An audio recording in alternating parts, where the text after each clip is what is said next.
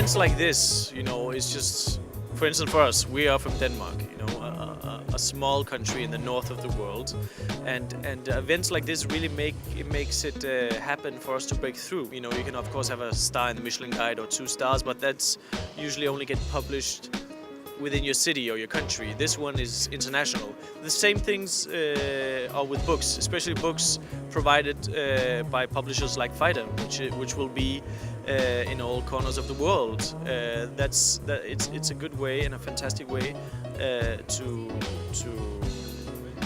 to have yourself out there in a very, very good way, that is. You've got a title coming out with Phaidon called Noma, and you're representing Noma here tonight. Yeah. Can you tell me about the restaurant and what makes it so special? Well, why I think our restaurant has achieved what it's achieved is because we've had a very strict agenda, really. We focused and narrowed ourselves in. We put ourselves in a frame to work within. And a lot of people will call it that we're somehow narrowing ourselves and not being open to the world. But within our frame that we have, for us, it's meant everything. In the way that we have been able to innovate within that frame has been incredible. And the very simple frame is that we try to work only with the products that surround us in the Nordic region, and that's it. And that has, over the years now, shaped the cuisine.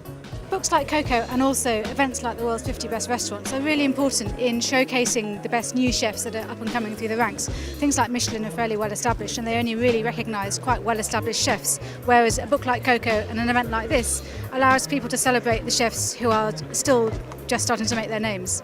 Gordon Ramsay selected you as one of the top emerging chefs in the book Coco. He certainly did, yeah.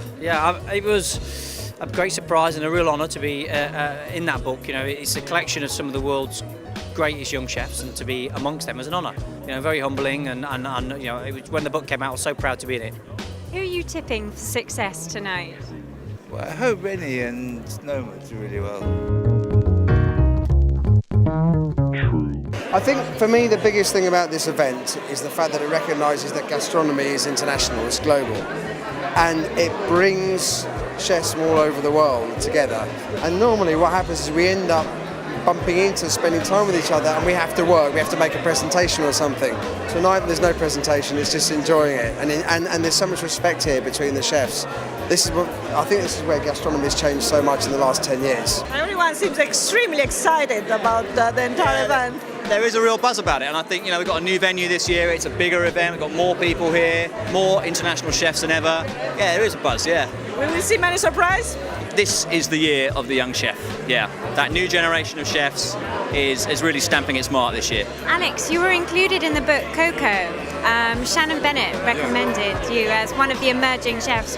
How important is that to be included in a book like that? Well, it's very important for myself, but it's very important for my country as well. So be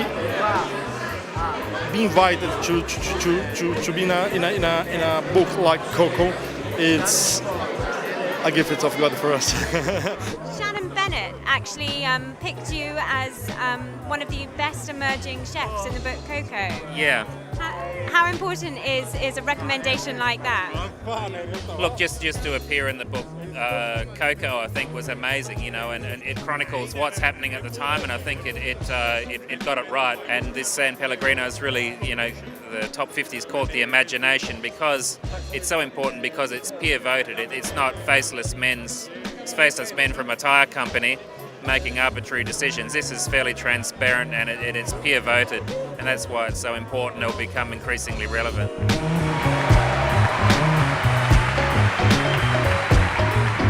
What advice would you give to those that want to make it? Never stop asking questions and never ignore the fundamentals of classical French cooking.